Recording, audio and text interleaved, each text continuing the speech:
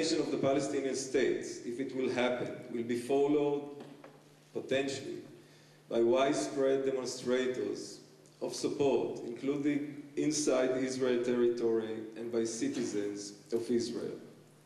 In this event, I have instructed the police to behave in the same way they behave towards the people living in the tents in Tel Aviv, with restraint and calm control, with sensitivity and tolerance towards the demonstrators, while encouraging and maintaining the channels of communication in order to avoid escalation.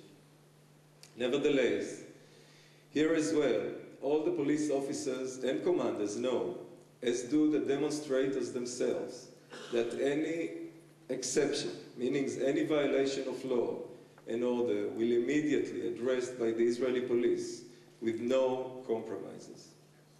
The Israeli police does not passively sit by. We truly investigate every warning. We regularly evaluate the situation, seriously checking into expected scenarios, and we get organized accordingly. We prepare skilled personnel and equipment, and shore up the means of cooperation with other security organizations, knowing that every challenge is a national mission. We exercised the Israeli police force also something like 50% more than the usual policemen that we had before May.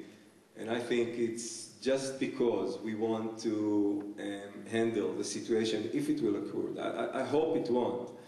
I hope that, you know, it's okay to protest, it's okay to celebrate, it's okay to have, you know, everything legitimate according to the law, and it's not just we're gonna permit it, we're gonna make sure that everybody that will participate in those protests will go back home safely.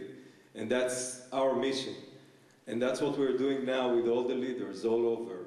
If it's gonna happen, we want them to behave exactly like the last protest we saw.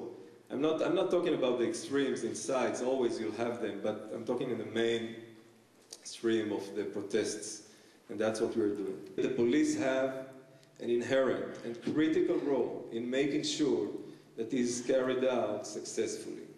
The Israeli police cannot enjoy the privilege of focusing on one task or angle or activity. We have to remember, regardless to the September scenarios, that we must provide Israeli citizens personal security from crime, and maintain their way and quality of life. That is why we presented a new police image, community-based police work, that is fundamentally aimed at providing services to the citizens as a central value. Based on this approach, every police officer obligated to get across the message in all dealings with citizens that the Israeli police is truthfully professional body working above board with quality and fairness, and that its job is to improve the quality of life and provide personal security for its citizens.